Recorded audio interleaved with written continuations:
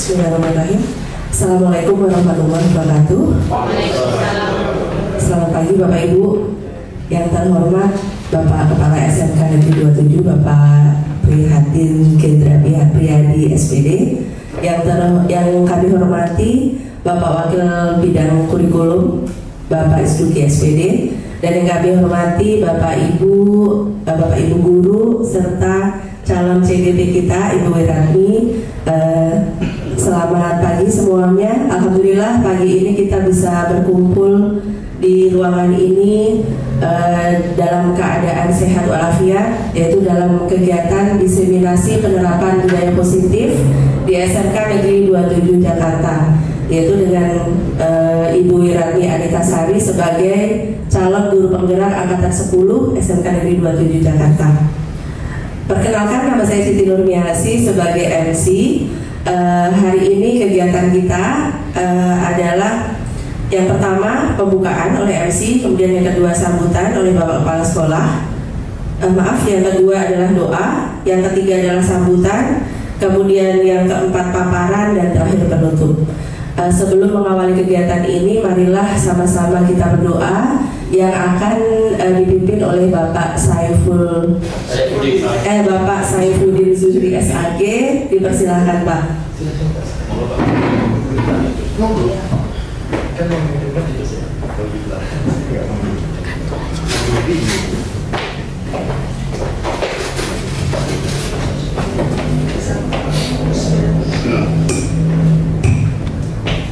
Bismillahirrahmanirrahim. Assalamualaikum warahmatullahi wabarakatuh. Mari Bapak Ibu, demi lancarnya acara ini kita bersama-sama berdoa kepada Allah Subhanahu wa taala. Mudah-mudahan dilancarkan, dimudahkan sehingga mendapatkan hasil yang dicita-citakan. Ala hadhihi niyyah wa kulliyatin shalihah ila hadratin Nabi Mustafa sallallahu alaihi wasallam. Al-Fatihah. A'udzu billahi minasyaitonir rajim. Bismillahirrahmanirrahim. Alhamdulillahirabbil alamin. Ar-Rahmanir Rahim. Maliki yaumiddin. Iyyaka na'budu wa iyyaka nasta'in. Ihdinas siratal mustaqim. Siratal ladzina an'amta 'alaihim ghairil maghdubi 'alaihim waladdallin. Bismillahirrahmanirrahim. Allahumma shalli wa sallim ala sayyidina Muhammad wa ala ali sayyidina Muhammad. Walhamdulillahi rabbil alamin. Allahumma inna nas'aluka ilman nafi'a wa rizqan thayyiban wa 'amalan taqabbala. Allahumma la sahla illa ma ja'alta sahlan wa anta taj'alul huzna idza syi'ta sahla. Allahumma inna nas'aluka fahman nabiyyin wa hifdzal mursalin wa ilhamal malaikatil muqarrabin. Allahumma aghnina bil ilmi wa zayyinna bil hilmi wa qina bit taqwa wa jamilna bil afiyah. Rabbana ighfir lana wa liwalidina warhamhum kama rabbana shighara. Allahumma ighfir lil muslimina wal muslimat wal mu'minina wal mu'minat al ahya'i minhum wal amwat. Rabbana atina fid dunya hasanah wa fil akhirati hasanah wa qina adzabannar. Wa sallallahu ala sayyidina Muhammad wa alihi wa sahbihi ajma'in. Subhana rabbika rabbil izzati amma yasifun wa salamun ala al mursalin. Alhamdulillahi rabbil alamin. Wassalamualaikum warahmatullahi wabarakatuh.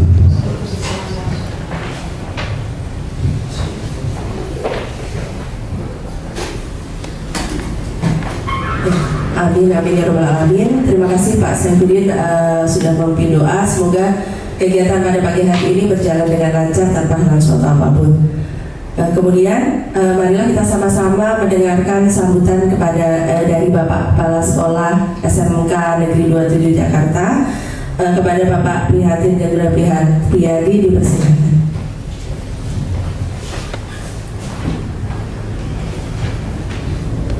Thank you for Ms. Rumi.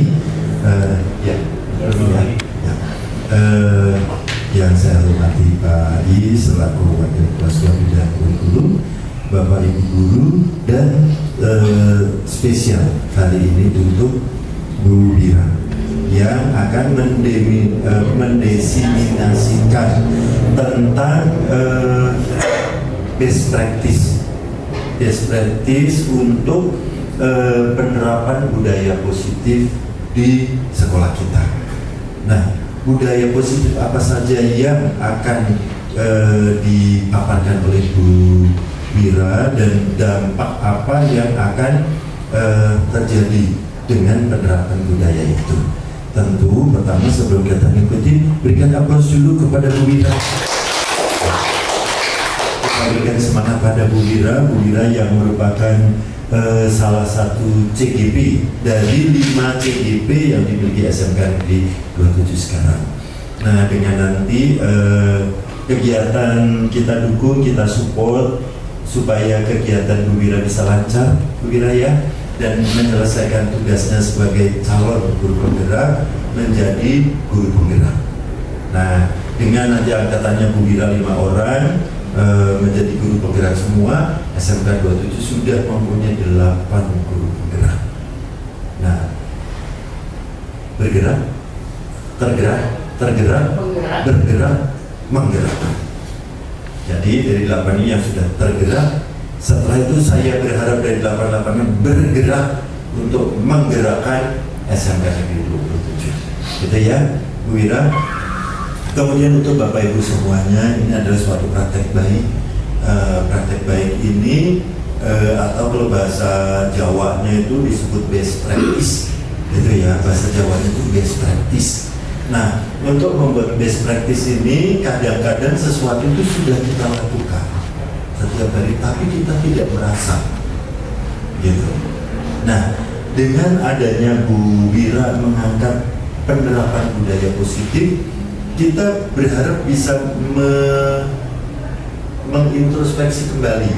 Oh, berarti kalau saya setiap melakukan ini berarti sudah termasuk penerapan budaya positif ya. Bapak Ibu bisa tulis ini menjadi sebuah karya seperti ini yang menjadi best practice Bapak Ibu. Gitu ya. Jadi kadang-kadang kita melakukan sesuatu yang itu budaya positif tapi kita tidak merasa. Gitu. Nah, dengan mengikuti diseminasi ini bukan hanya untuk mensupport kegiatan Bu Wira, tetapi juga memberikan manfaat pada Bapak Ibu semuanya. Manfaatnya apa?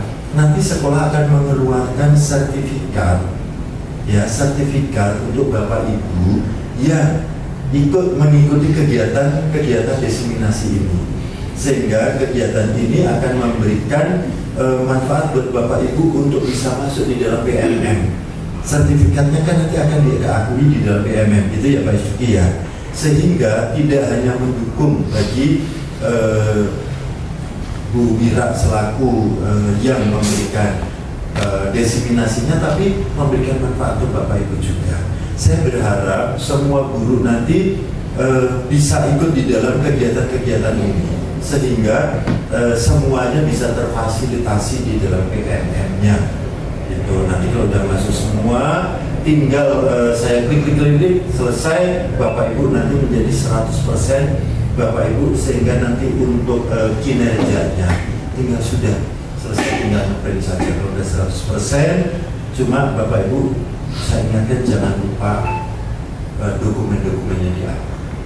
Ya, dokumen-dokumennya diupload, Bapak Ibu udah dokumennya 100%, nilai perilaku udah saya 100% kan, kinerja ini jalan dimi-dimi, ya, jalan dimi-dimi. Nanti saya minta bantuan tangan saya yang kesekian sehingga Bapak Ibu biar cepat selesai. Memang ada kendala, yaitu untuk sertifikat pelatihan. Nah, kegiatan ini bisa memfasilitasi Bapak Ibu dengan mengikuti kegiatan ini nanti bisa keluar sertifikat sehingga bisa diupload di sana. Tentu nilainya berbeda-beda. Bapak Ibu kemarin berapa jam itunya, nah ini dinilai berapa jam. Jadi semua Bapak Ibu guru atau Bapak Ibu bisa mengikuti kegiatan lainnya. Mungkin itu Bu Wira, selamat melaksanakan tugas. Bapak Ibu mohon kegiatan itu diikuti dengan sebaik-baiknya. Dari awal berjumlah sekian pesertanya sampai terakhir nanti berjumlah gitu. Namun izin Bu Wira, saya tidak bisa mendampingi. Saya akan memulai mengklik supaya Bapak Ibu juga PMM-nya bisa berjalan, gitu ya. Selamat bertugas Bu Wira, Bu Nur. Ya, saya masih agak-agak. Kalau Bu Siti saya agak familiar, tapi Bu Nurmi, ingatnya Bu Murni biasanya itu. Ini di Bali jadi Bu Nurmi. Kalau Bu Suci, nah udah mulai agak familiar. Ya, terima kasih Bapak Ibu semuanya. Saya ucapkan selamat mengikuti diseminasi. Mudah-mudahan kegiatan ini lancar dan Tuhan akan memberikan ridho dan berkat untuk kita semua. Atas perhatian dan kerjasama dari Bapak Ibu, saya ucapkan terima kasih dan selamat siang Bapak Ibu semuanya.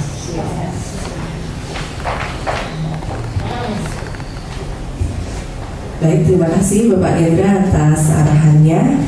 Begitu tadi ya Bapak Ibu, arahan dari Bapak Gendra yaitu dengan mengikuti desiminasi ini supaya kita ikut tergerak dan menggerakkan. Jadi kita menjadi terinspirasi dengan mengikuti kegiatan desiminasi ini. Baik Bapak Ibu, marilah kita lanjutkan kegiatan pagi ini, yaitu kegiatan inti, yaitu berupa paparan desiminasi budaya positif calon guru penggerak angkatan 10 kepada Ibu Wiratni Anitasari SPD. Dipersilakan. Baik Bapak Ibu semuanya, bismillahirrahmanirrahim. Assalamualaikum warahmatullahi wabarakatuh. Waalaikumsalam warahmatullahi wabarakatuh. Alhamdulillahirabbil alamin. Puji syukur kita panjatkan kehadirat Allah Subhanahu wa taala yang pada pagi hari ini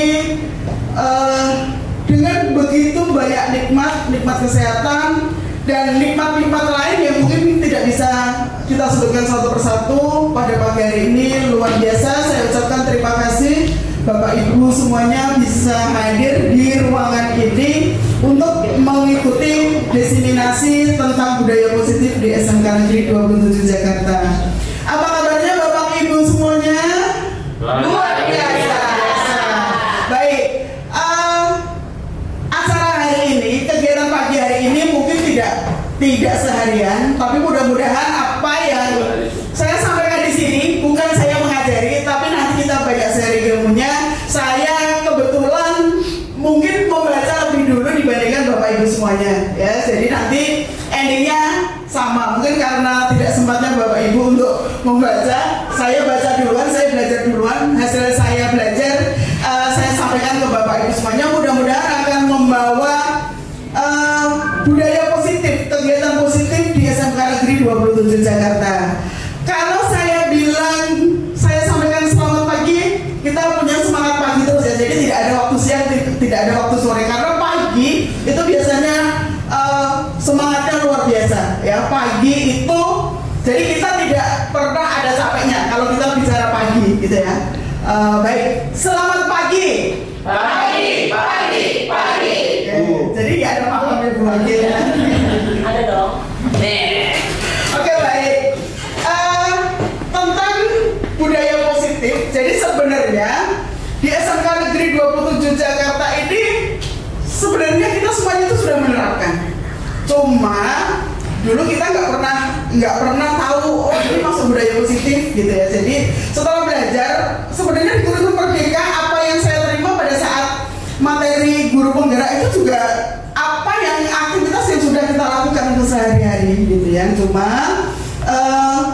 tidak terekam, kita tidak pernah mencatat, bahkan kita tidak ingat karena guru-guru di SMK 27 apalagi itu benar-benar multitasking ya. Pada saat ada permasalahan, saat itu juga langsung diselesaikan tanpa ada skenario gitu ya. Saat itu juga. Jadi guru-guru di sini itu sudah secara alami, secara natural itu sebenarnya sudah melaksanakan kegiatan budaya positif.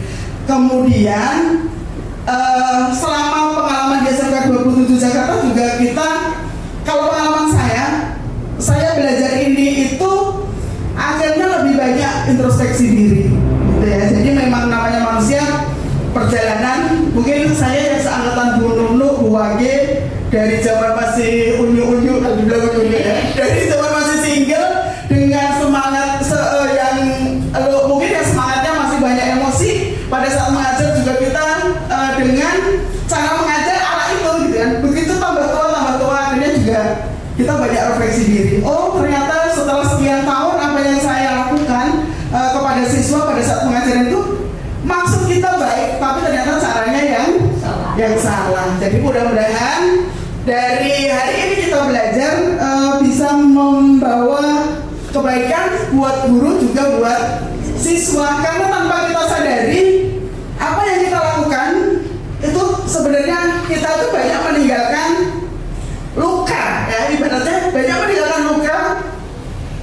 pada anak-anak kita tanpa mereka bicara, dan luka itu akan dibawa sampai lulus. Itu yang menjadi refleksi saya.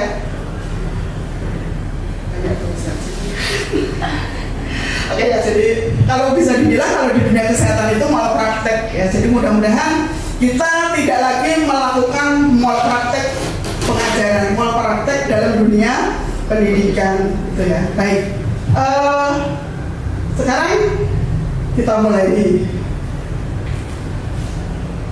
materi pada hari ini. Mudah-mudahan nggak lama gitu ya.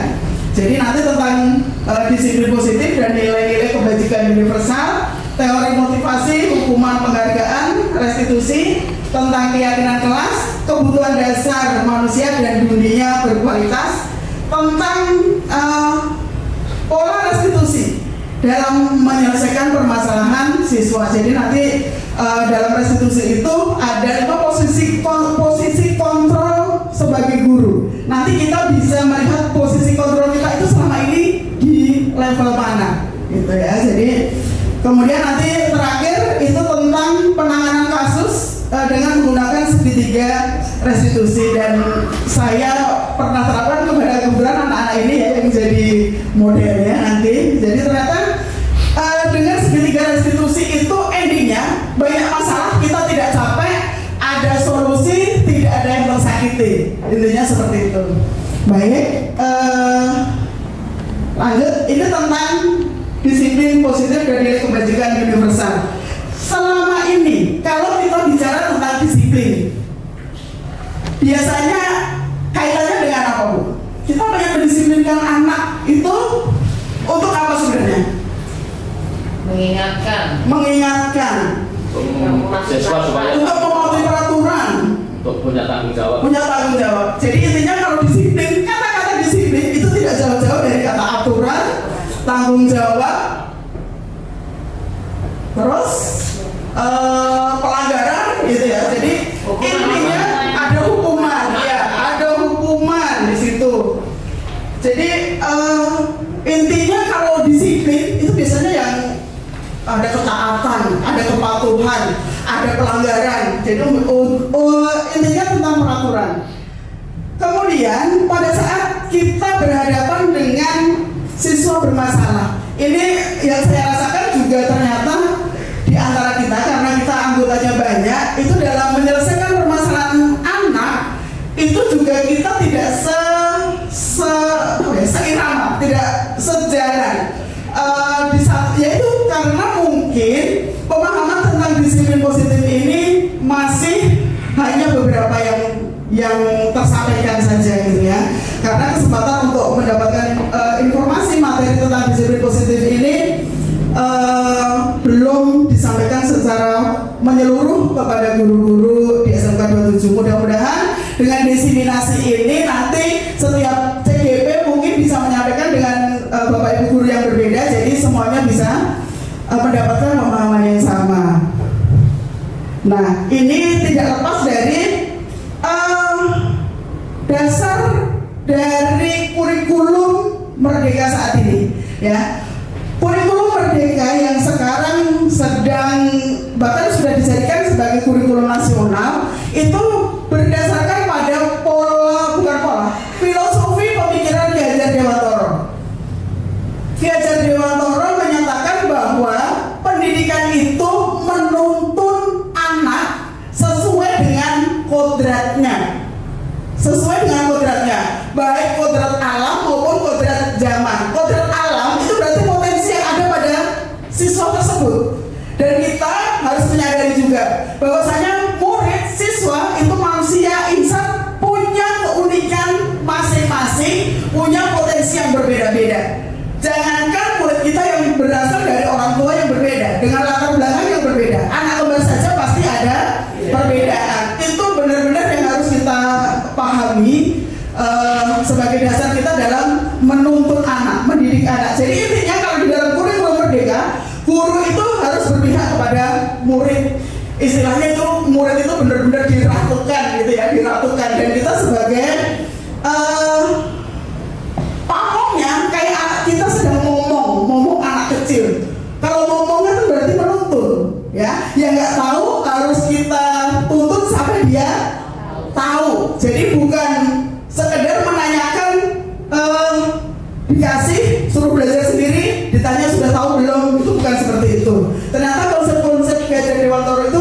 luar biasa yang selama ini mungkin pernah kita tinggalkan gitu ya, karena perubahan kurikulum itu tidak menekankan pada karakter seperti kurikulum Merdeka. Ya, pada kurikulum Merdeka itu adalah menekankan pada karakter anak. Kemudian dengan dasar pemikiran Ki Hajar Dewantara tadi, maka seseorang yang memiliki disiplin diri itu berarti dia bisa bertanggung jawab terhadap apa yang dilakukannya, karena mereka berdasarkan tindakannya mereka pada nilai kebajikan universal.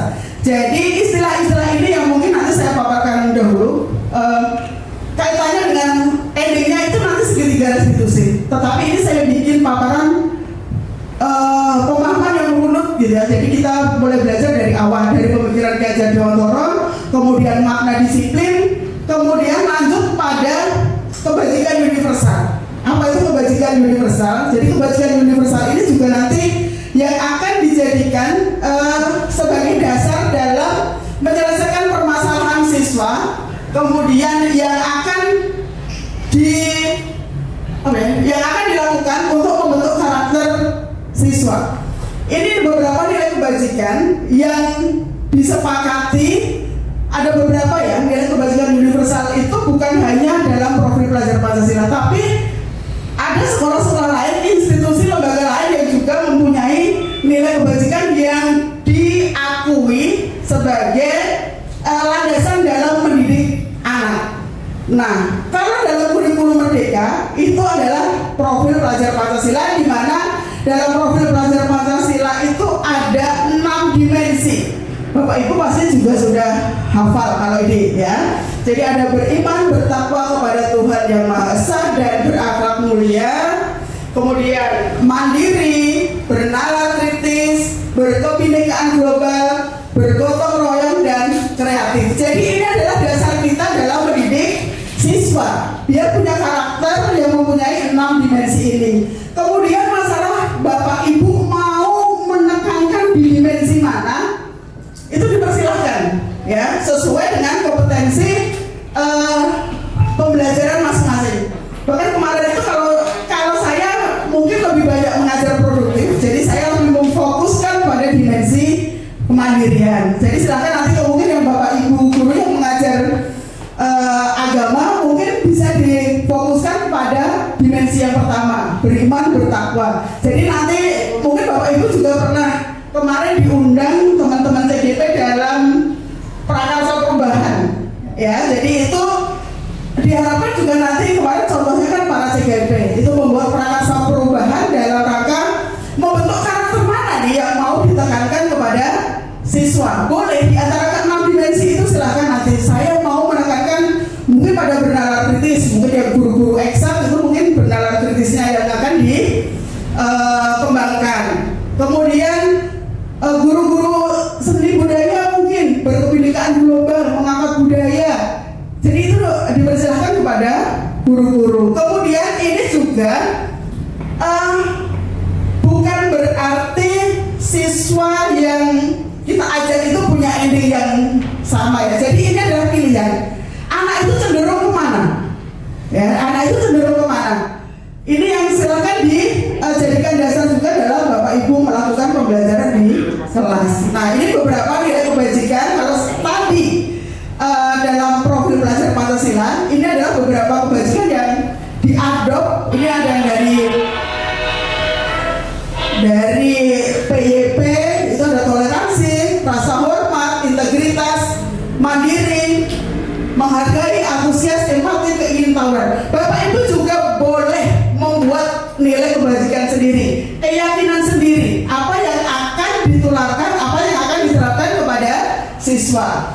Kemudian petunjuk seumur hidup, ini juga dia punya nilai kebajikan yang diyakini, dapat dipercaya, lulus hati, pendengar yang aktif, tidak merendahkan orang lain dan memberikan yang terbaik. Baik. Nah sekarang ini ada teori motivasi, hukuman, penghargaan dan restitusi. Sebenarnya motivasi perilaku manusia itu didasari oleh 3 hal. Bahkan kesalahan-kesalahan yang dilakukan oleh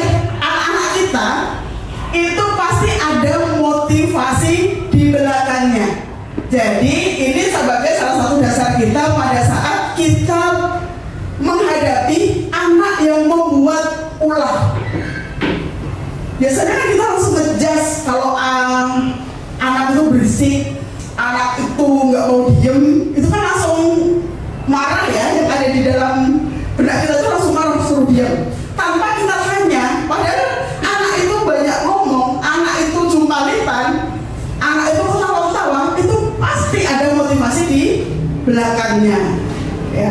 Jadi memang dalam kurikulum Merdeka ini kita untuk belajar sabar, yang kedua sabar, ketiga sabar, dan sabar terus gitu ya. Jadi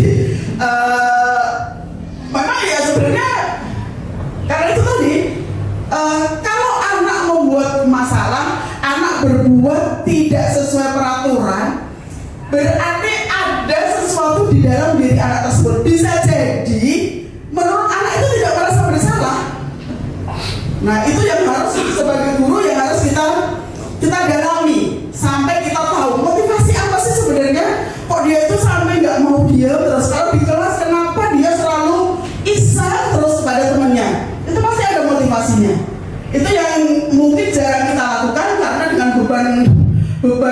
beban jam pelajaran yang banyak yang dianggung Bapak Ibu semuanya, kemudian juga beban materi pembelajaran yang harus selesai, kadang-kadang kita mengabaikan itu mungkin buat refleksi saya juga, oh iya ya, ini berarti bisa jadi ini masuk di moral praktik kita gitu ya. Jadi kita tidak melayani anak dengan baik, padahal semua anak yang kita hadapi di dalam kelas itu dia punya hak yang sama, cuma karena kecepatannya berbeda-beda, kita hanya fokus kepada yang kecepatannya cepat, sementara kecepatannya yang lambat itu cenderung kita abaikan, kita mengikuti yang berpikirnya cepat. Itu mungkin nanti kita jadi introspeksi diri ya, bahwasanya memang pola kecepatan anak berpikir itu berbeda-beda. Itu benar-benar yang harus kita tanamkan, kita yakini kepada diri kita. Contoh, motivasi perilaku manusia yang dilakukan hanya untuk menghindari ketidaknyamanan atau hukuman. Jadi selama ini kalau anak kita salah, kemudian kita langsung ngasih hukuman, besok anak itu tidak melakukan lagi. Berarti motivasinya hanya hukuman. Tapi di dalam hati anak itu bisa jadi dia ada kesel, ada benci, ada dendam. Karena dia melakukan peraturan itu bukan atas kesadarannya sendiri, karena keterpaksaan. Biar dia nyaman, biar gak dimarahin, biar gak dihukum, biar gak disuruh nyapu, suruh keliling lapangan. Nah, motivasinya hanya itu. Oke, jadi motivasi menghindari ketidaknyamanan atau hukuman ini adalah level terendah, ya, level terendah kesadaran anak untuk melakukan suatu perbuatan, ya, hanya karena takut, hanya karena dia tidak dihukum, itu level terendah. Jadi motivasi ini sifatnya eksternal. Tetapi pada saat dia ada kesempatan, ada ketemu dengan guru yang jarang memberikan hukuman, dia akan melakukan hal yang sama. Bisa jadi itu di luar sekolah dia akan melakukan hal yang sama karena tidak ada hukuman. Ya, jadi ini level terendah, anak mengikuti aturan. Yang kedua, untuk mendapatkan imbalan atau penghargaan dari orang lain. Mungkin ini beberapa kita lakukan ya. Yang nilainya bagus nanti dapat coklat. Yang kalau dapat nilai di atas KKM nanti ada hadiah gitu ya. Ini ternyata efektif sebenarnya. Efektif juga, beberapa yang melakukan penelitian efektif, tetapi tidak berlangsung lama karena dia harapannya hanya pada imbalan. Pada saat tidak ada imbalan, dia akan kembali lagi melakukan perbuatan yang sama. Ini dikhawatirkan kalau berbeda guru yang mengajar. Hari ini mungkin Bu Nunu itu kebiasaan, pokoknya kalau anak-anaknya yang nilainya bagus itu dikasih coklat satu ember kecil gitu ya, ember kecil gitu. Pada saat suatu hari Bu Nunu tidak bisa masuk ke sekolah, berhalangan, digantikan oleh Bu Bu Wage. Kalau Bu Wage ini udah terkenal jarang gitu ya, jarang ngasih coklat apalagi gitu ya, yang ada ngasih pekerjaan gitu ya. Itu anak pasti akan berbeda reaksinya. Pada saat ketemu guru, anak akan rajin berusaha sebisa mungkin mendapatkan nilai bagus, karena nanti akan dapat coklat gitu. Tetapi pada saat digantikan dengan guru lain, belum tentu motivasi seperti itu akan dilakukan. Ini levelnya level 2 ya, teori motivasi level 2. Ini juga motivasinya bersifat eksternal. Nah, kemudian baru yang ketiga, motivasinya itu dari dalam diri anak tersebut. Mereka akan menjadi orang yang diinginkan seperti apa, menghargai diri sendiri dengan nilai-nilai yang mereka percaya. Makanya nanti pada saat di dalam pembelajaran, apalagi di awal pembelajaran, itu kita harus tanamkan nilai-nilai kebajikan. Itu yang benar-benar harus ditanamkan ke dalam diri siswa. Tujuan dia sekolah itu untuk apa? Pasti melakukan sesuatu itu kan untuk mencapai tujuan. Itu yang harus kita tekankan. Pada saat awal pembelajaran biasanya kan itu terlewatkan ya. Kita langsung nulis materi semester genap. Anak begitu datang, begitu masuk hari pertama itu sudah dihadapkan dengan materi yang akan dibelajarkan. Jadi tidak dibangun kesadaran dulu. Ya, padahal pada saat di TK ini malah di level-level sekolah tinggi biasanya. Karena kalau sekolah tinggi itu image guru itu hanya transfer ilmu, padahal karakter itu harus dibangun sepanjang hayat gitu ya. Jadi pada saat TK itu kental banget dengan pembentukan karakter ya Bapak Ibu ya. Kalau kita perhatikan anak-anak TK itu sopan santunnya luar biasa, bahasanya itu guru benar-benar kontrol. Anak ngomong tidak baik saja itu guru langsung negur. Kalau di sini Bapak Ibu, kita sebenarnya miris ya, sudah level SMA, sudah level mereka anak-anak dewasa yang sudah siap terjun ke masyarakat, tapi yang keluar dari perkataannya masih perkataan-perkataan yang tidak baik. Itu kalau kita lepas mereka di masyarakat, mereka berbicara seperti itu, apa yang akan terjadi gitu? Kita kan jadi khawatir ya, itu anak-anak didik kita loh. Di sekolah saja anak-anak mengucapkan kalimat-kalimat kata-kata yang tidak pantas, itu sudah di luar kesadaran. Banyak yang sudah di luar kesadaran. Nah, ini juga pasti di luar, nanti dia bermasyarakat juga akan keluar seperti itu gitu. Itu kan harusnya menjadi kekhawatiran kita, karena di sekolah ini adalah mempersiapkan anak-anak kita itu terjun di dalam masyarakat, menjadi anak-anak yang mandiri dalam segala hal. Oke Bapak Ibu, sudah mulai ngantuk?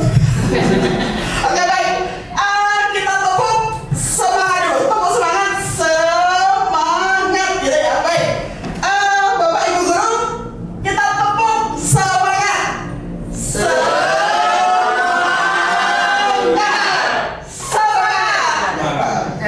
Saya, kita ulang lagi. Oke, berdiri.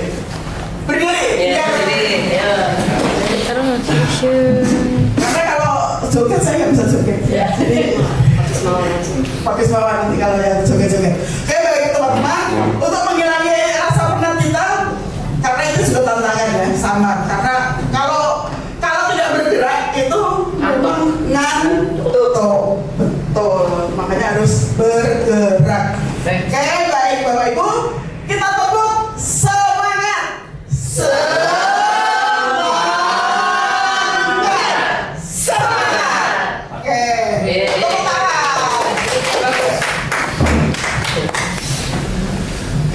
Nanti ada sesi sharing-sharing dari Kak Kartun. Ini sudah teori motivasi perilaku manusia. Jadi didasarkan pada 3 hal. Level terendah karena menghindari hukuman, level kedua karena hadiah atau hukuman. Jadi hadiah ini ternyata juga masuk sebagai hukuman. Ya, jadi nanti kita mulai ini ya. Mulai merefleksi diri gitu ya. Jadi ternyata tidak efektif ya. Dengan kita menekankan anak dengan peraturan yang keras, disiplin, guru, itu efeknya juga tidak bagus. Ya, itu malah yang paling parah hukuman itu rasa sakit hati yang berkepanjangan. Anak bisa muncul dendam. Kalau dia tidak bisa melampiaskan, itu akan dibawa, akan dilampiaskan ke orang lain. Kalau dia tidak berani ke orang lain, bisa jadi ke anaknya nanti. Itu efeknya ternyata luar biasa. Jadi tanpa sengaja kita tuh malah menanamkan karakter-karakter perbuatan. Nah, munculnya bisa jadi munculnya kejahatan kriminal di kalangan pelajar. Itu dianalisis banyak perasaan dendam, perasaan sakit hati yang selama ini dia terima tidak terlampiaskan. Ya, jadi mudah-mudahan itu tidak terjadi di sini. Baik. Oke, ini tentang motivasi sudah. Mungkin bisa merefleksi kelas anak-anak yang kita ajar selama ini.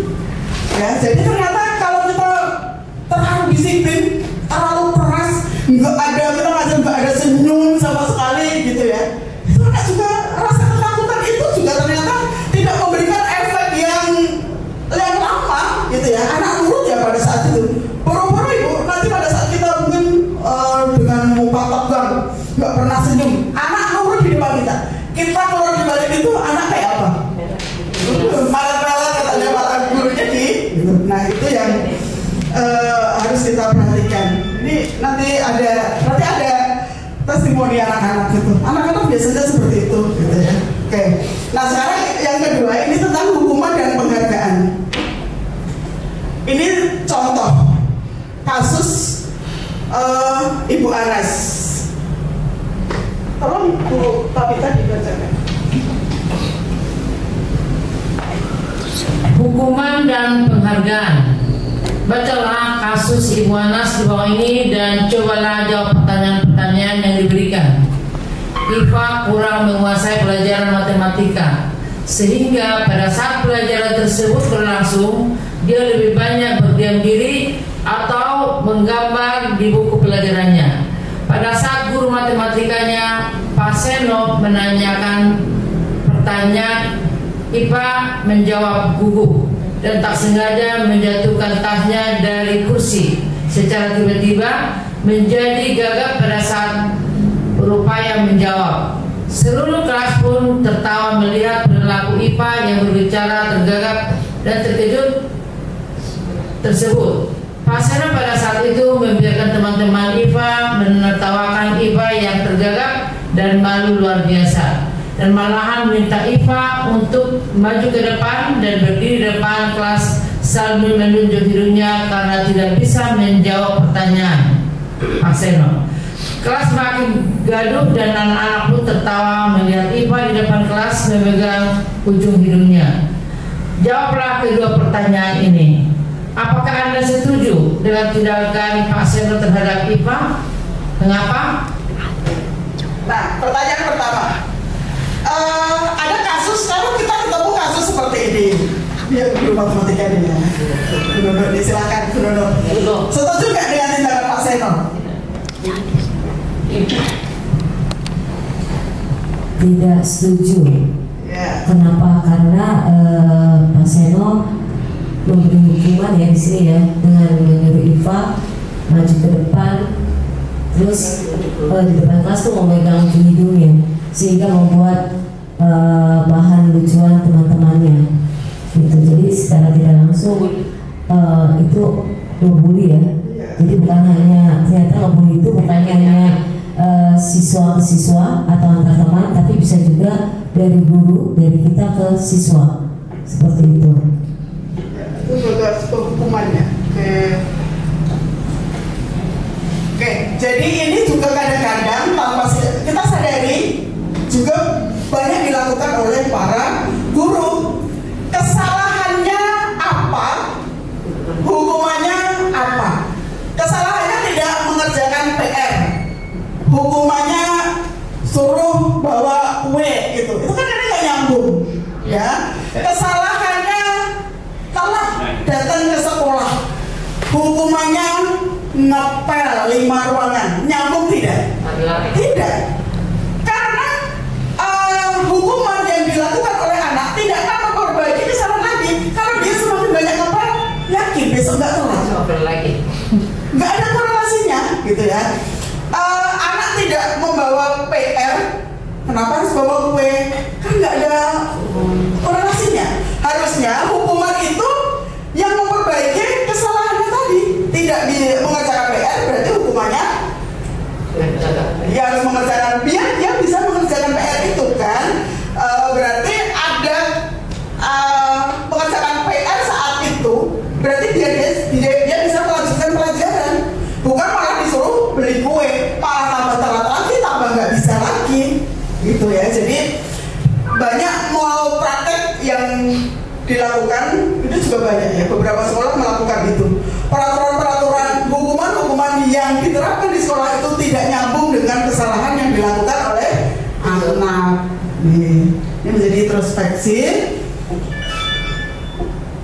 Nah sekarang, tindakan terhadap suatu pelanggaran pada umumnya berbentuk hukuman atau konsekuensi. Nah sekarang kita masuk ke restitusi. Restitusi adalah proses menciptakan kondisi bagi murid bisa kembali pada kelompok mereka dengan karakter yang lebih kuat. Ini disampaikan oleh dosen. Bisa jadi pendapat yang lain. Restitusi itu adalah proses kolaboratif yang mengajarkan murid untuk mencari solusi untuk masalah mereka dan membantu murid berpikir tentang orang seperti apa yang mereka inginkan dan bagaimana mereka harus memperlakukan orang lain. Sementara kalau hukuman itu sifatnya tidak terencana atau tiba-tiba, anak atau murid tidak tahu apa yang akan terjadi dan tidak dilibatkan. Ini perbedaan hukuman dengan konsekuensi. Kalau konsekuensi itu biasanya sudah peraturannya sudah jelas gitu ya, seperti peraturan sekolah. Tidak boleh datang harus tepat waktu, memakai seragam sekolah. Berarti kalau anak tidak datang tepat waktu, berarti dia melanggar, ada konsekuensinya. Tetapi tidak jarang pula kita namanya di kelas itu kan nggak ada yang nggak kita rencanakan gitu ya. Anak tahu-tahu iseng temennya, nyorek baju temennya, nyorek tembok, itu kan tidak tertulis, tidak terencana. Nah itu biasanya seorang guru yang ada di benaknya untuk membuat jerah anak itu dengan hukuman, biasanya dengan hukuman. Jadi kalau hukuman itu tidak terencana. Kemudian hukuman itu bisa berupa fisik atau psikis. Nah ternyata justru kalau hukuman fisik itu hanya luka di badan cepat sembuh. Yang punya efek jangka panjang itu hukuman yang biasanya bersifat psikis, verbal bahasa kata-kata itu ya. Jadi luar biasa. Di satu sisi guru itu pahalanya banyak, tapi bisa jadi juga kita kesalahannya juga banyak yang tanpa kita sadari. Padahal sebenarnya tujuan kita baik ya. Berarti tetap bicara. Kita sebagai guru tetap berarti harus banyak belajar tadi. Iya ya. Ternyata sama-sama kan berpikir, sama-sama keluar kata, sama-sama capek keluar energi, kenapa enggak kalimat yang baik sekalian gitu ya. Nah kita juga harus punya nilai kebajikan, keyakinan diri tadi. Oke, nah ini tadi hukuman itu tidak terencana. Sekarang kita ke konsekuensi. Sebenarnya ini juga sudah sering kita lakukan ya. Pada saat kita menjadi guru, hal-hal seperti ini, hukuman, konsekuensi, penghargaan itu sudah kita lakukan semua gitu ya. Nah tapi kita tidak pernah menganalisis seberapa efek jangka panjangnya. Yang penting pada saat itu dia nurut, yang penting pada saat itu dia nilainya bagus. Yang di benak kita itu hanya jangka pendek gitu. Jadi kalau konsekuensi itu sudah terencana atau sudah disepakati, sudah dibahas dan disetujui oleh murid dan guru. Konsekuensi ini boleh dilakukan di kelas, boleh. Jadi ini kan seperti kesepakatan. Konsekuensi itu kita buat kesepakatan dengan anak, dan ini sebaiknya bukan hanya dilakukan oleh wali kelas. Karena kan hanya wali kelas, anak juga akan nurut hanya sama wali kelasnya. Jadi diharapkan semua guru yang mengajar di kelas itu punya konsekuensi. Kalau perlu lebih detail. Kalau kesalahannya seperti ini, konsekuensinya harus apa? Tapi membuat konsekuensi harus relevan, harus ada korelasinya. Seperti tadi konsekuensi kalau dia lupa membawa PR, berarti dia harus mengerjakan PR sampai selesai, atau tambah jam pelajaran setelah pulang dia harus mengerjakan. Itu kan ada korelasinya. Masalah si anak selesai. Jadi konsekuensi itu harus menyelesaikan permasalahan yang dihadapi oleh anak. Kalau dia disuruh bersih kamar mandi, PR-nya nggak selesai, dia membersihkan kamar mandi, waktunya habis, dia capek, dia marah, akhirnya masalah akan bertambah. Ya, jadi disiplin positif itu sebenarnya membantu guru untuk menyelesaikan permasalahan yang dihadapi oleh siswa.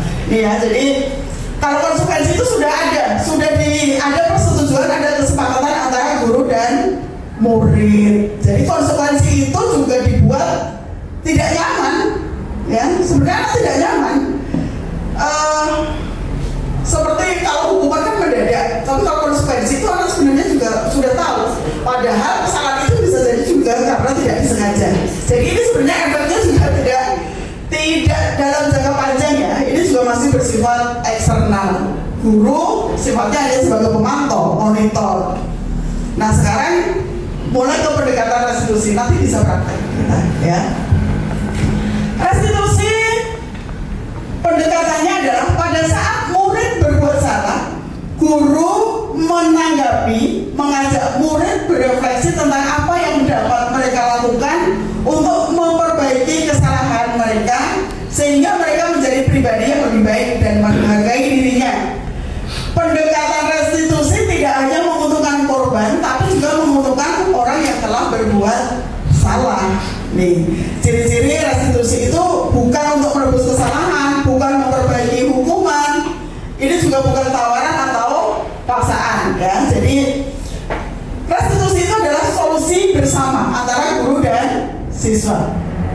Sebelum sampai ke restitusi praktek, kita bicara tentang keyakinan kelas. Ini sebenarnya secara eksplisit setiap guru di kelas itu sudah menyampaikan. Tetapi alangkah baiknya sekarang itu ditulis ya. Kita buat keyakinan kelas itu sifatnya seperti peraturan kelas, tetapi dalam bentuk kalimat positif. Karena dari analisis pakar itu disampaikan anak itu akan lebih mudah memorinya melakukan sesuatu itu kalau kalimat negatif. Jadi sebenarnya kalau membuat peraturan jangan terlambat, itu malah anak akan cenderung terlambat. Ya, jadi kita berusaha kalau dalam restitusi itu berusaha untuk membuat keyakinan kelas itu membuat kesepakatan peraturan, tetapi harus dalam kalimat yang positif.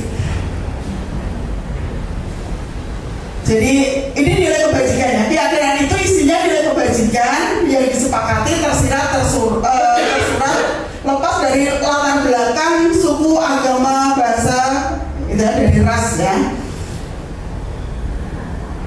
Nih tahapan kita buat keyakinan kelas. Kita lihat daftar kebajikan yang disusun bersama. Kelas ini nilai kebajikan yang diyakini apa sih? Mungkin menghormati, saling menghormati, saling menjaga kebersihan, bertanggung jawab. Itu harus kita sepakati. Di kelas ini itu maunya apa? Itu. Nah, baru nanti kita curah pendapat, ya kita curah pendapat ke siswa. Dari kalimat disiplin, yang maksud disiplin itu apa? Berarti datang tepat waktu, itu kalimat positif ya, datang tepat waktu. Kemudian kalau yang dengan nilai kebersihan tidak semua siswa bisa dengan kalimatnya, semua siswa di kelas ini menginginkan kenyamanan di dalam kelas. Itu akan lebih enak dibaca daripada dilarang coret-coret di tembok. Itu kesannya ya kita masuk dalam suatu pekarangan, di situ sudah ada tulisan dilarang menginjak rumput, itu kesannya apa gitu ya, kayaknya negatif gitu ya. Jadi usahakan kita buat dalam bentuk poster itu dalam bentuk kalimat yang positif. Jadi kalau dipraktekkan waktunya itu. Nah, Jadi keyakinan itu bersifat abstrak. Nanti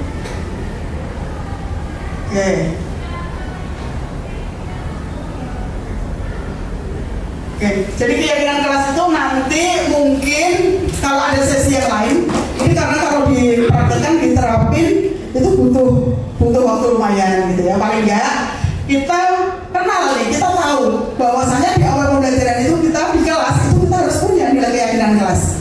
Kemudian nih lanjut ke kebutuhan. Sebenarnya perilaku manusia lepas dari 3 motivasi tadi yang perilaku manusia. Kita, anak-anak kita, murid-murid kita dalam melakukan perbuatan, baik itu perbuatan yang baik, perbuatan yang merugikan orang lain, itu salah satunya adalah dalam rangka untuk memenuhi kebutuhan dasarnya. Kebutuhan dasar manusia itu bisa dibedakan menjadi 5 ya. Ada 5 kebutuhan dasar manusia yang harus dipenuhi. Kebutuhan bertahan hidup. Ini hubungannya dengan kesehatan, rumah, dan makanan. Ini kalau ada kasus umpamanya di anak TK itu. Anak TK bawa bekal makanan, ada yang kerebut gitu ya. Ada yang kerebut, itu bisa jadi motivasi di belakangnya itu beda-beda. Ada yang karena memang lapar, di rumah nggak dibawain bekal orang tuanya, berarti dia melakukan aktivitas itu karena dia untuk bertahan hidup, karena dia lapar. Nah ini juga harus kita terapkan ke anak-anak kita. Setiap anak kita punya masalah, itu harus kita gali. Kita jangan fokus pada kesalahannya, tapi kepada faktor yang membuat dia melakukan kesalahan itu.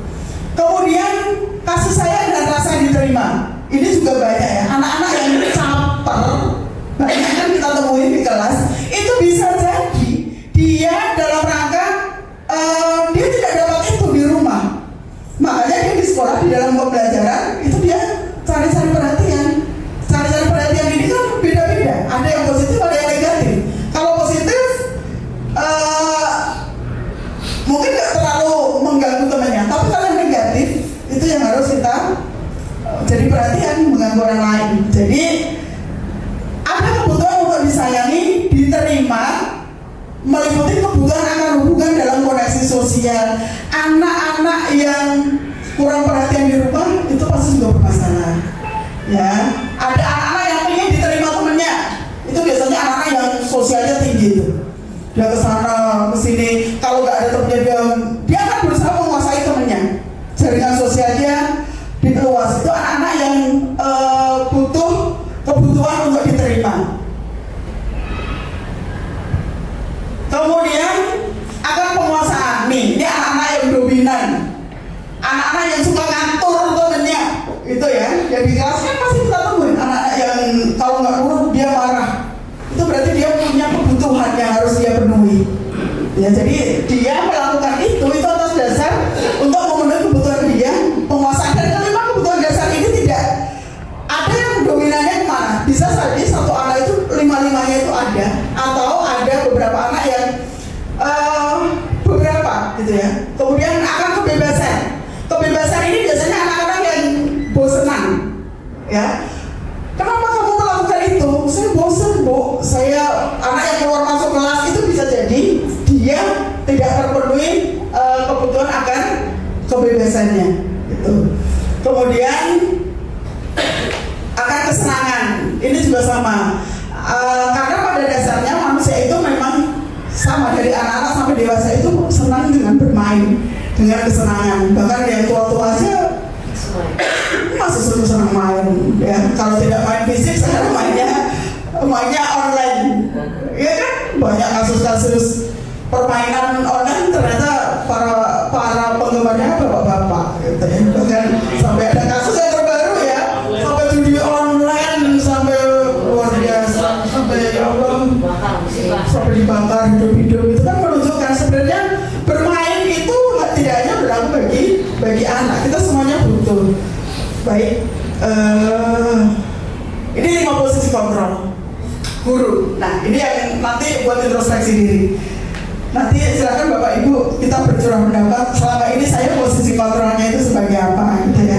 Biar nggak ngatur nanti silakan. Yang pertama, posisi kontrol guru sebagai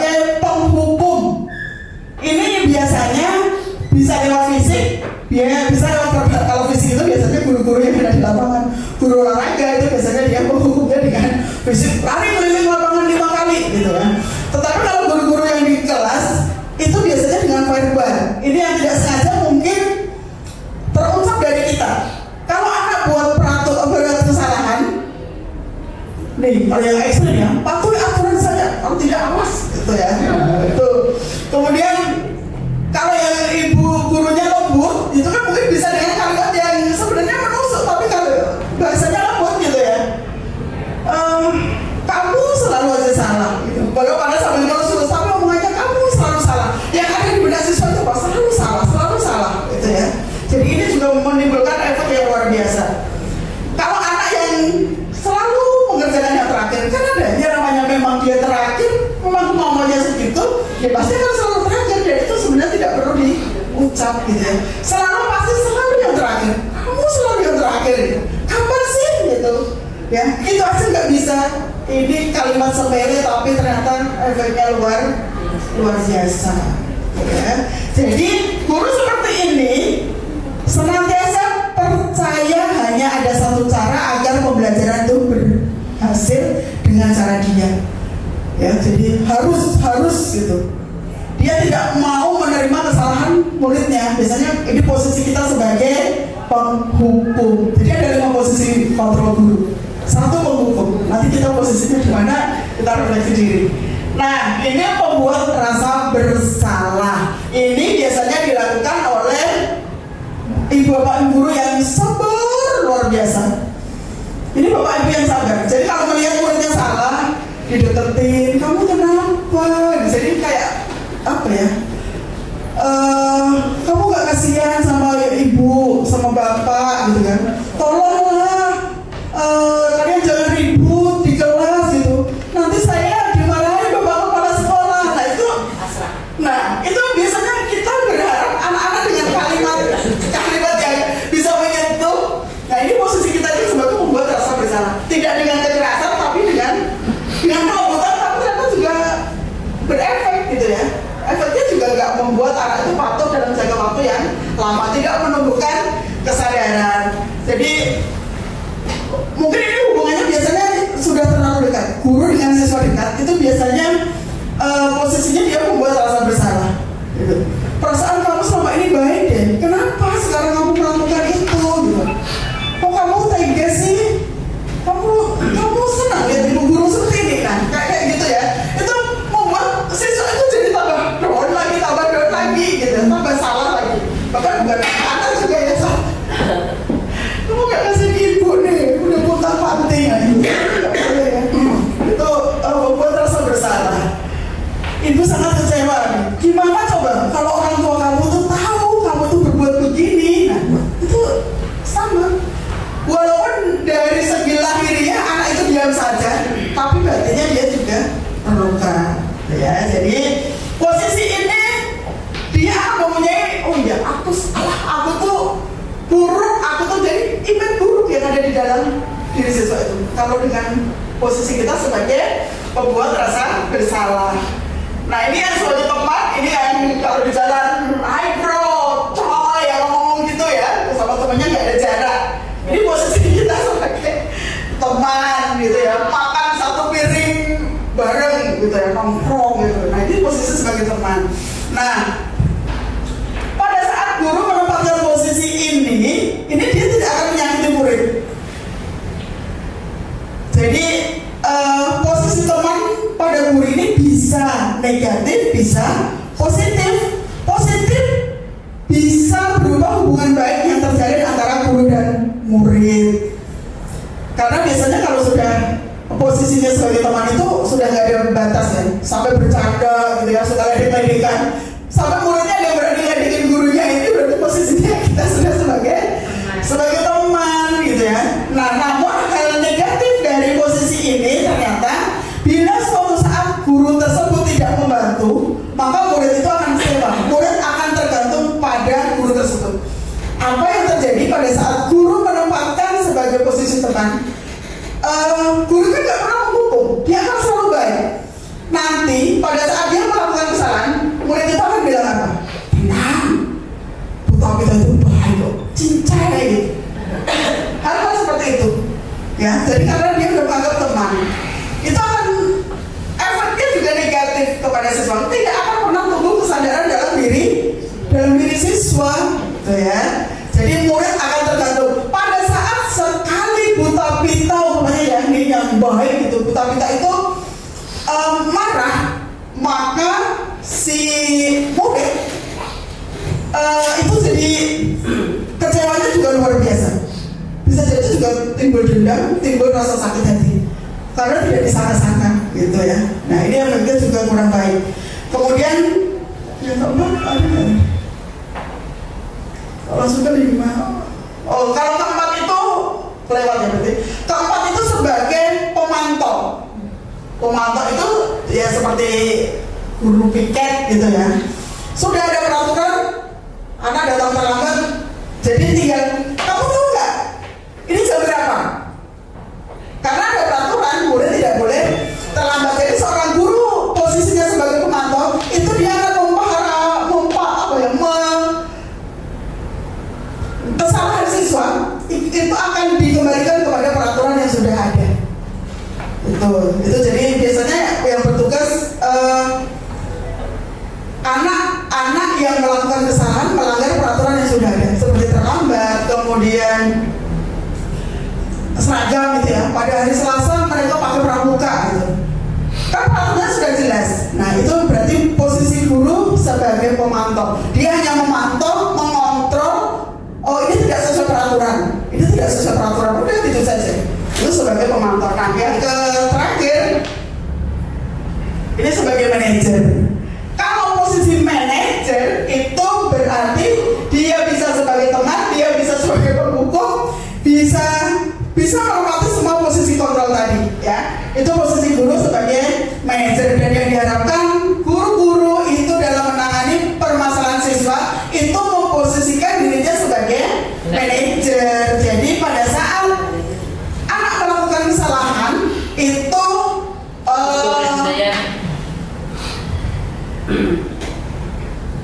bukan langsung dihakimi, tapi diajak bicara.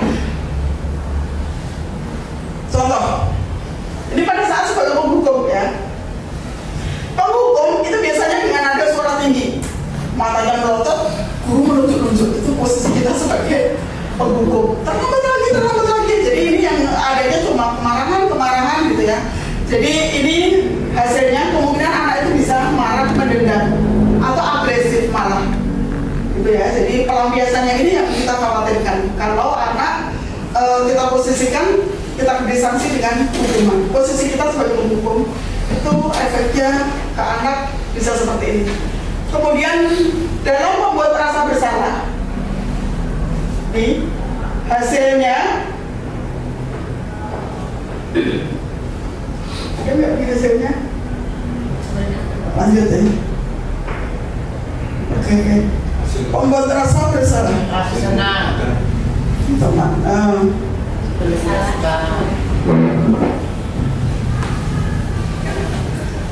Ini ya berbahaya nih. Kadang-kala sikap ini lebih berbahaya. Efeknya ya, kalau guru posisinya sebagai pembuat rasa bersalah. Jadi sikap ini kadang lebih berbahaya daripada sikap penghukum karena emosinya akan tertanam rapat di dalam murid yang menahan perasaan. Jadi gurunya itu tidak teriak-teriak, tapi dalam gitu ya, ngomongnya dalam.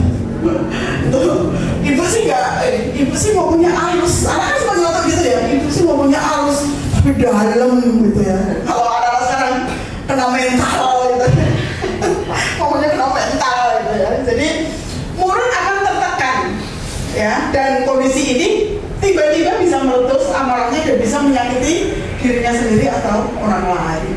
Nah pada saat berikutnya posisi sebagai teman ini juga hasil yang efeknya itu murid merasa senang dan akrab dengan guru. Ini termasuk dampak positif. Tetapi dari segi negatifnya dia menjadi tergantung pada guru tersebut. Bila ada masalah dia tenang gitu ya, dia bisa mengandalkan guru tersebut gitu ya, untuk dimintai pertolongan. Akibatnya dia akan melakukan sesuatu bila yang menyuruh itu guru tersebut. Ini juga efeknya kasihan guru tersebut tidak mengajar. Jadi anak itu hanya pilih pada guru itu, dia mengikuti. Kalau ada guru yang suka itu posisinya sebagai teman, nanti dia digantikan oleh guru yang lain, itu akan kacau. Anak tidak akan nurut gitu. Apalagi yang menggantikan punya pola mengajar yang 180 derajat, itu anak pasti kacau di kelasnya. Kemudian ini sebagai pemantau tadi, dia hanya memahami konsekuensi, ini salah, tidak sesuai peraturan gitu ya. Nih, ini juga kurang efektif. Tetapi posisi penghukum, kemudian sebagai teman membuat rasa bersalah, pemantau maupun manajer itu sebenarnya boleh kita lakukan dengan melihat kondisi. Ya, kan kadang anak-anak tidak bisa kita terapkan sebagai dengan pemantau. Dia harus diberi hukuman. Tapi ya itu tadi, kalau memberi hukuman berarti harus ada korelasinya. Hukuman yang bisa memperbaiki kesalahannya tadi. Oke, ini sebagai manajer. Dalam posisi sebagai manajer, nih guru, suara guru itu tulus ya, tidak perlu marah, tidak perlu meninggikan suara, apalagi menunjuk-nunjuk. Fokus pada murid, bukan untuk membahagiakan guru atau orang tua, gitu ya. Kemudian dibuat sampai murid itu tahu salahnya, tahu solusinya. Intinya di situ. Dalam segitiga, nah. Ini untuk ini dulu. Saat ini posisi kita, Bapak Ibu ada di mana? Manajer, alhamdulillah luar biasa. Pak Said bisa berbagi selama ini memposisikan. Karena mungkin membuat satu pertanyaan aja. Saya bilang ternyata bikin pertanyaan juga susah. Ternyata kalian tidak semudah itu untuk bikin pertanyaan. Mesti mencari-cari. Tapi ada juga yang pada akhirnya menemukan satu pertanyaan. Nah, ketika ada satu siswa yang sudah menemukan pertanyaan, coba kamu misalkan pertanyaan kamu masuk ke sini dengan bahasa itu pun ternyata dia nggak mau menghadap ke temennya, menghadap ke pas saya. Padahal maksud saya supaya belajar berdiri di depan banyak orang dengan berani, kayak gitu.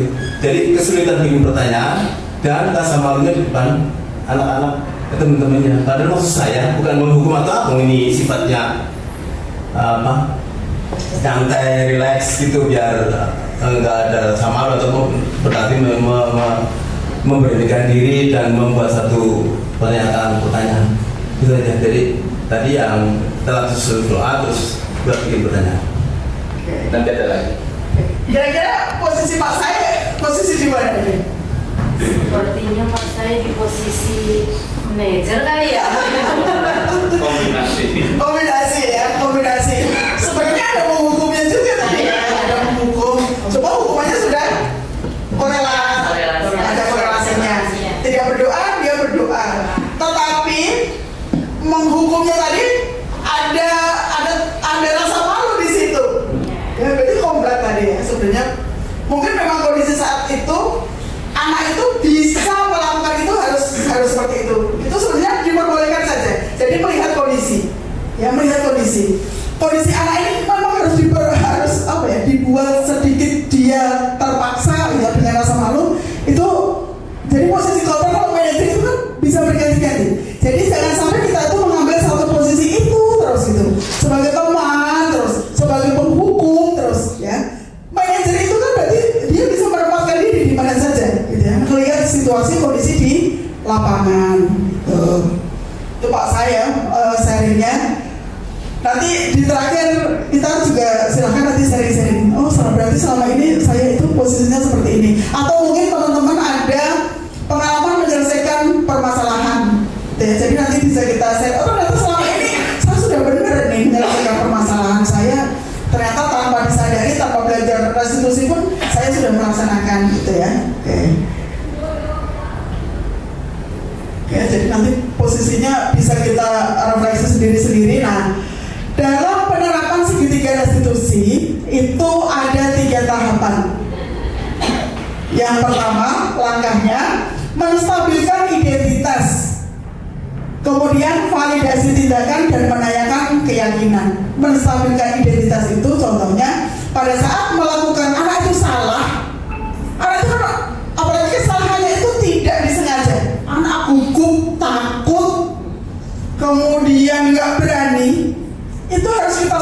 stabilkan. Langkah pertama guru harus menstabilkan identitas. Jangan malah dibentak, dia akan tambah takut. Dia tambahkan tambah down, tambah shock. Jadi pada saat anak berbuat kesalahan, langkah pertama itu distabilkan. Jadi melakukan hal yang terbaik. Contohnya pada saat kalau kemarin dipraktekin anak-anak ini, pada saat anak kemarin nggak bawa baju praktek gitu ya, berarti kita tanya dulu, tahu nggak kenapa nggak pakai baju praktek gitu kan? Nggak tahu Bu, saya lupa gitu. Oke. Semua orang itu bisa saja lupa, namanya manusia. Itu dengan kalimat seperti itu aja, anak itu tidak merasa bersalah. Jadi pada saat anak melakukan kesalahan, kita tidak boleh menambah anak itu jadi shock, jadi down, tambah rasa bersalahnya ditumbuhkan. Ya, harus kita stabilkan dulu biar anak itu tenang. Kemudian validasi tindakan yang salah. Baru setelah anak itu tenang, tidak merasa takut untuk berbicara, baru kita jelaskan. Tahu nggak kalau seperti ini itu tidak boleh, seperti itu kurang baik, atau kenapa kamu melakukan ini? Berarti kan akan muncul alasannya dia melakukan tindakan itu, kita gali. Ini validasi tindakan yang salah. Kalau anak sudah tahu kesalahannya, baru kita tanyakan solusinya seperti apa. Solusi itu bukan gurunya yang mencarikan. Ya, dalam segitiga institusi, solusi itu muncul dari anak yang melakukan kesalahan. Dia harus punya solusi. Berani berbuat salah harus bertanggung jawab. Jangan kita yang memilihkan solusinya harus seperti ini. Mengiring boleh, menuntut boleh. Ya, kayak ini. Iya, betul. Tadi sharing-sharing ya. Kita sharing aja di kelas nanti setelah sesi ini. Saya putarkan contoh. Waalaikumsalam.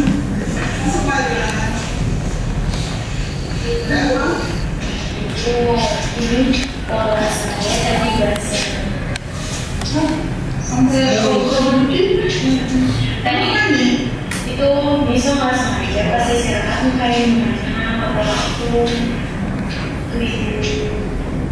Dengar sesuatu yang berarti ya? bisa dulu jadi mau nggak juga ya? iya tapi ada lobe bukan di Bisma tadi bisa baik pas istirahat saya tahu Bisma di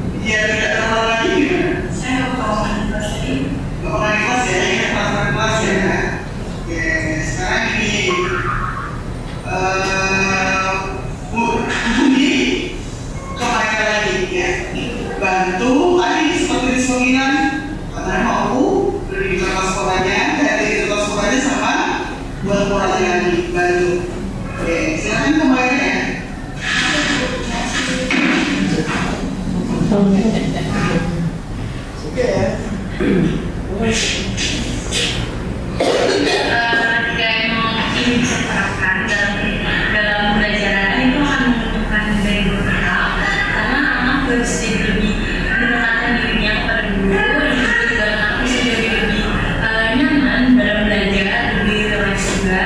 dan untuk bisa mengetahui letak salahnya tanpa ada hal yang dia merasa terhujat atau terkucilkan.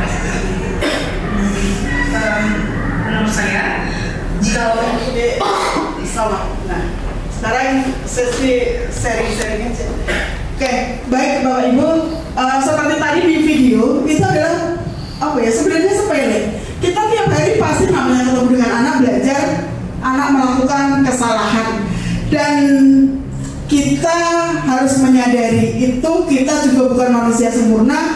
Jadi kalau anak sekali, 2 kali, 3 kali melakukan kesalahan pun kita juga ya tetap bisa menstabilkan tadi. Bahkan nggak ada yang bisa menjamin orang itu tidak bisa berbuat salah, gitu ya. Jadi prosesnya ini yang harus kita hargai. Karena latar belakang anak, kemarin saya sempat ngobrol ke Buta Bita, kalau misalnya ini gimana? Kita harus tahu modal. Kalau saya di Palembang itu pernah, modal kita menyikapi orang itu modal dasarnya itu pasti beda-beda. Pada saat kita buat KKN itu kan ada latar belakangnya. Latar belakangnya itu anak kita itu kan beda-beda. Ada yang modalnya kalau diangkatkan, ada modalnya sudah 5, ada yang sudah 9, ada yang sudah 7, bahkan ada yang -5, -1, -2, ada yang 0. Itu harus kita petakan. Jangan dengan siswa berbagai modal berbeda-beda kita mengharapkan hasilnya 10. Kalau yang modalnya sudah 7, 8 untuk mencapai angka 10 mudah. Tetapi kalau kita mengharapkan hasil 10 dari anak yang modalnya 0 bahkan minus, ini kan sangat susah.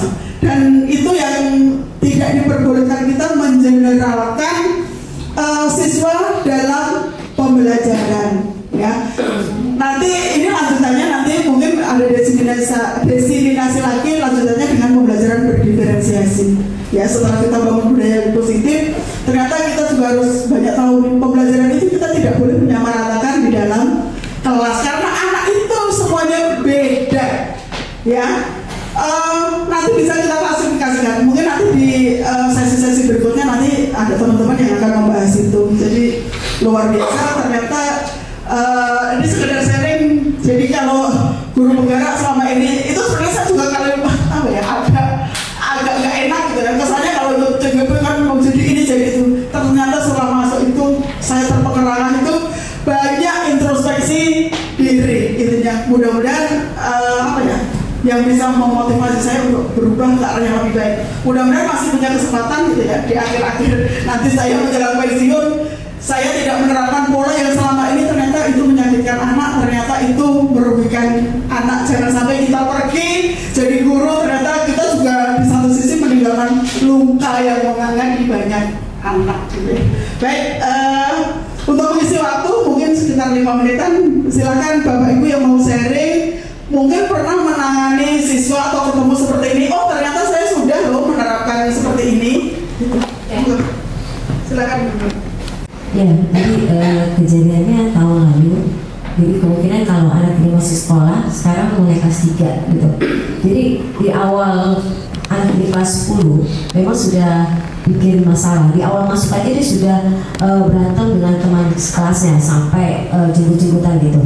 Kemudian pakaiannya juga pengen beda dari yang lain, rambutnya juga sudah berwarna-warni gitu.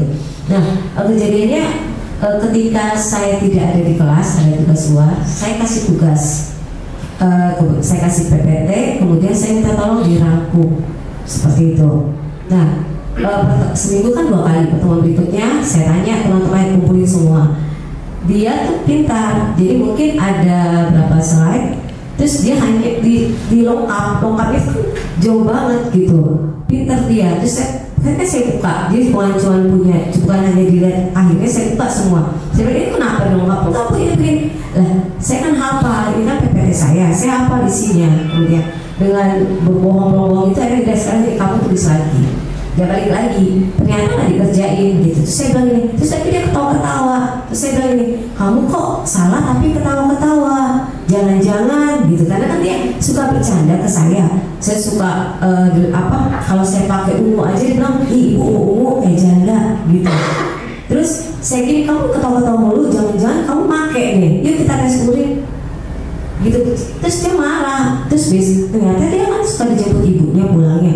Nah itu ibunya main iya aja, besoknya datang ke sekolah. Kita dibawalah ke BK. Di BK ibunya dengan menggebu-gebu, kasarnya dia gak suka banget gini-gini. Terus kita dengarkan saja, kemudian dipaparkanlah kesalahan dia. Ibunya dia bisa tanya, ibu tahu masalahnya apa? Ibu tahu anak ibu telah berbuat apa? Saya tanya gitu, ibunya diam aja.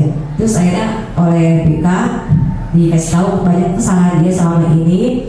Terus saya secara pribadi kalau kata-kata saya salah, saya minta maaf. Itu yang saya terapkan. Jadi setiap kalau kita sudah melakukan hukuman, kita berusaha untuk mengucapkan kata maaf gitu. Oke, kalau kata-kata saya tidak berkenan di kamu, saya minta maaf. Memang tidak ketahui anak sekarang tuh mentalnya mental tempe banget gitu. Kalau zaman dulu kita dijemput kita diem aja gitu kan. Terus saya minta maaf kalau kata-kata saya bikin kamu sakit hati gitu. Dia diem aja. Terus saya colek ibunya udah gak marah nih. Bu, anak ibu keras kepala ya, kepala batu. Iya katanya. Oh tuh saya bilang, kok ibunya tahu tapi ibunya main percaya begitu aja gitu. Ternyata setelah kejadian itu dia tidak ada perubahan, banyak nilai yang juga di pelajaran lainnya yang berantakan, akhirnya dia mengundurkan diri. Jadi memang kalau kita memang tidak merasa, kalau kita memberikan hukuman, tapi hukumannya juga harus jangan yang bikin anak jadi kadang-kadang gini, bu masa bu, saya dikasih PR, kasih bikin soal sekian puluhan, kita juga mikir kok dikasih tugas banyak amat gitu loh. Jadi bikin anak nanti banyak bohongnya gitu. Sedangkan saya kasih tugas cuma ngerangkum paling ada 10 slide gitu, paling terangkum cuma 1 lembar gitu kan, 1,5 lembar gitu. Itu pun sudah anak-anak yang nggak suka gitu. Jadi alangkah baiknya tadi saya bilang, saya minta maaf kalau ada kata-kata yang salah. Jadi saran saya kalau kita salah berikan hukuman atau supaya anak itu jerah ya, kita jangan malu lah untuk mau minta maaf gitu. Mungkin itu aja sharing dari saya. Jadi sharingnya Bu Nurul tadi luar biasa ya. Jadi itu juga pelajaran buat kita. Sebenarnya Bu Nurul sudah menerapkan ya apa yang menerapkan pola pendidikan sesuai pemikiran Ki Hajar Dewantara gitu ya. Jadi salah satunya tadi, jangan pernah merasa malu atau merasa rendah untuk meminta maaf di hadapan siswa, karena itu bisa jadi menjadi keteladanan. Kadang anak itu seperti itu. Ada yang memang harus dengan keteladanan. Kan anak sekarang kan begitu. Kalau kita gurunya ngomong sendirinya saja, anak sekarang kan seperti itu. Jadi memang tugas kita ya harus seperti itu, memberikan keteladanan, bukan meminta anak itu seperti ini tanpa kita melakukan apa-apa. Jadi memang menuntun, kan tadi posisi guru adalah menuntun anak sesuai dengan kodratnya. Pembelajarannya harus berpihak kepada siswa, tetapi tetap harus ada kontrolnya ya, bukan sebebas-bebasnya kita menghambat kepada anak terus jadi kayak babunya, bukan ya. Itu yang digarisbawahi. Karena pendidikan kurikulum merdeka itu kan pendidikan yang menghambat kepada murid gitu ya, menghambat kepada murid, tetapi menghambanya itu tetap dalam ada koridor, ada rambu-rambu yang membatasi. Jadi bukan menghambanya sebebas-bebasnya. Silakan, ada teman satu lagi yang mau sharing. Pak Bambang. Bismillahirrahmanirrahim. Ya, kalau kita ini ya refleksi guru-guru zaman dulu ya, zaman kita sekolah dulu, kalau sekarang lebih baik ya. Artinya itu penerapan pembelajaran bisa kombinasi tadi ya, sebagai manajer dan lain-lainnya. Kalau kita dulu zaman sekolah ada guru menerangkan, murid main bangku, panggil tuh anak itu ya, langsung ke depan tuh ngerjain tonjok. Itu ceritanya itu zaman saya dulu ya. Kalau nggak gitu anak nggak bisa, akhirnya bawa ya apa itu bambu banyak ketukin itu anak itu. Zaman saya SD itu ya. Kalau sekarang guru-guru sekarang lebih persuasif. Ya kalau lihatnya sudah baik lah ya, sudah ini gitu. Seperti kasus saya aja ya, di kelas ada anak saya nggak masuk ini berbohong, sakit, apa. Nah, kita komunikasi dengan orang tua. Akhirnya kita bekerja sama dengan BK. Itu nanti kalau nggak kita tindak lanjut masalah di bapak ibu guru yang ngajar yang lain-lain, kenapa yang lain? Kita komunikasi dengan orang tua, dengan BK. Ternyata anak ini sering nggak masuk, ketiduran karena korban drama Korea. Jadi bapak ibunya itu kalau lewat kamarnya mungkin pakai buku gini ya. Begitu bapaknya nggak ada, lalu jadi lihat drama Korea itu, ya. Terus kita komunikasi, kita panggil, dan anaknya ngaku itu, ya. Ternyata lihat itu, gitu ya. Terus kita kembalikan ke anaknya sendiri, gimana ini? Dari komplain dari bapak ibu yang lain-lain, kamu harus bisa memperbaiki ini. Ya akhirnya dia sadar. Makanya kita ini ya, ternyata ke anak ya, nggak langsung polis pun salah. Dan seperti ya. Jadi kita kalau guru-guru sekarang saya kira lebih bagus ya. Dibanding zaman kita dulu hebat gitu kan. Jewer, bubuk, ya kan strap, suruh pegang telinga.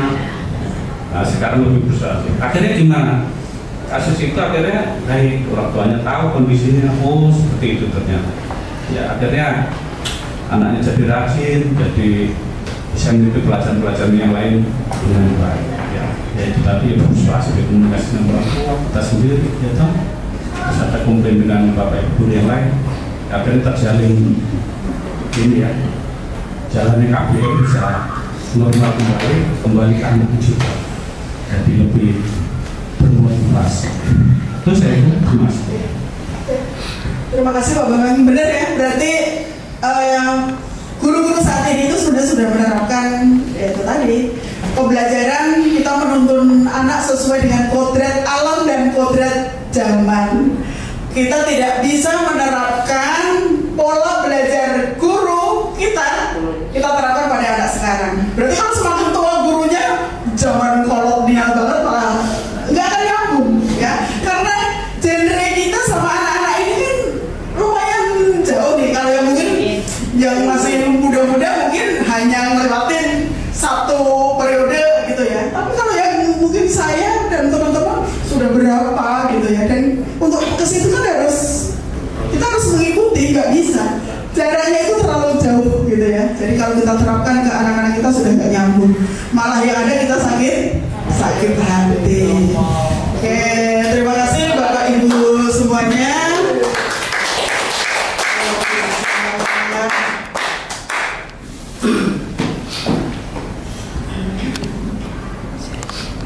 Oke, mungkin demikian yang bisa saya sampaikan. Terima kasih partisipasi teman-teman semuanya, Bapak Ibu semuanya.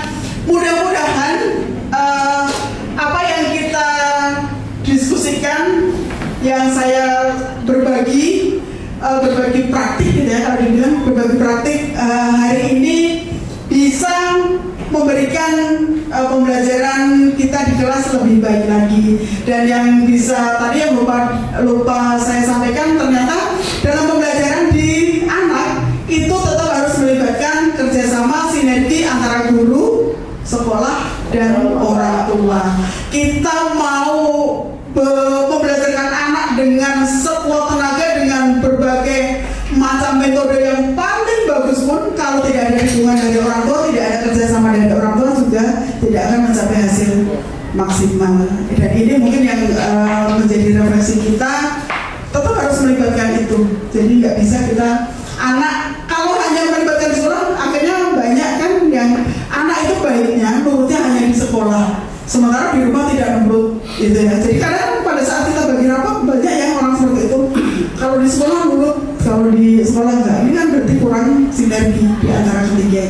Dan itu mudah-mudahan refleksi kita mengambil apa yang sudah baik, ya. Setiap apa yang kita lakukan itu harus kita refleksi terus, sudah baik apa dan apa yang harus diperbaiki itu harus selalu ada dalam benak kita, karena tugas kita di sini adalah sebagai pelayan siswa untuk mencapai tujuannya, mencapai kebahagiaan hidupnya. Itu mudah-mudahan nanti menjadi amal jariah Bapak Ibu semuanya.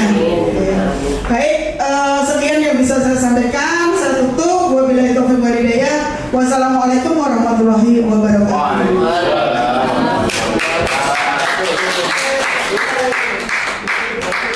Ya Bapak Ibu, luar biasa ya paparan dari Bu Wiratni Anitasari hari ini. Mari kita berikan aplaus sekali lagi untuk Ibu Wiratni. Ya.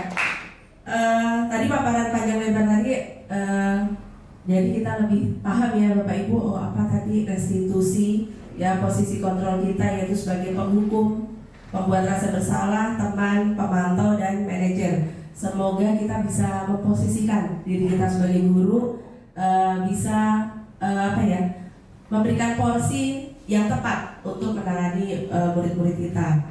Kemudian ada juga tadi posisi segitiga restitusi, yaitu menstabilkan identitas, validasi tindakan yang salah, kemudian menanyakan keyakinan. Dan kemudian semoga kita bisa menanamkan nilai-nilai kebajikan, memotivasi siswa, membangun kesadaran dan karakter siswa. Dan semoga kita bisa dengan mengikuti diseminasi ini memberikan kita memberikan inspirasi pada kita. Ya Bapak Ibu, alhamdulillah acara hari ini sudah berakhir. Tapi sebelum ditutup, boleh ya Bu, Bapak Ibu pantun. Bu Wiratni membawa bonsai, lalu duduk makan stroberi. Diseminasi telah usai, saatnya kami undur diri. Setiap hari makan kuaci, makan bareng sama Ibu Asi. Cukup sekian acara hari ini, saya ucapkan terima kasih. Mohon maaf apabila